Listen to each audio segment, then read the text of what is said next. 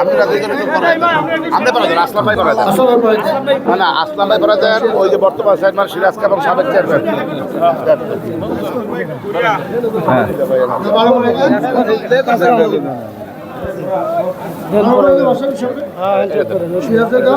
একটু বাসার হিসাবে একটু আগে দাও।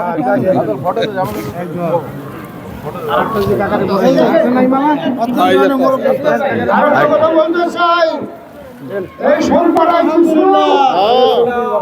সরকারাই কিছু গ্রেপ্তার বাণিজ্য চলছে। কেউ গ্রেপ্তারের ভয় দেখান, দয়া করে কেউ না কোনো ভয় দেখাবেন না। একমাত্র ভয় পাবে যারা, তারাই ভয় পাবে বছরের বিপক্ষে কথা বলবে। কথা বলবে তাদের কোনো ভয় নেই ইনশাল্লাহ। আমাদের মধ্যে যদি কেউ অন্যায় করে সেটা প্রশাসন দেখবে, সেটা শরীয়তপুর পুলিশ প্রশাসন আছে, সিভিল অ্যাডমিনিস্ট্রেশন আছে, তারা দেখবে।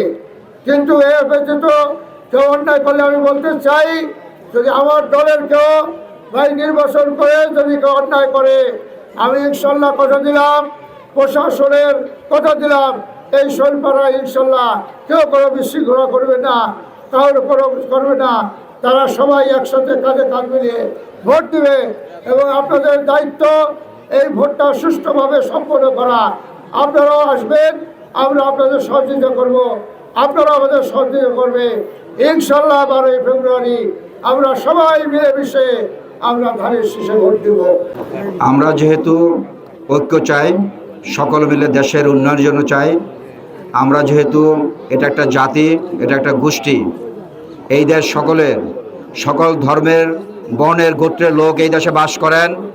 আমরা সবাই কাঁধে কাঁধ মিলে কাজ করব এই দেশের উন্নয়নের লক্ষ্যে। ভোটের অধিকার, কারণ আপনারা জানেন যে দেশকে শাসন করার জন্য একটা গণতান্ত্রিক সরকার দরকার।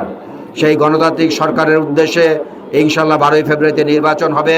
সেই নির্বাচনকে সুষ্ঠু করার লক্ষ্যে আমরা সকলে থাকব।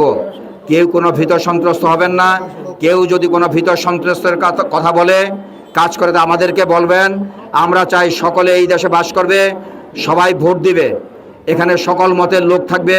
কেউ কোনো মিথ্যা কোনো কথা বলে কাউকে কোনো কিছু হয়রানির শিকার করবেন না। যদি কেউ কোনো হয়রানির শিকার করতে চান তাহলে সেটা আমরা দেখব ইনশাল্লাহ।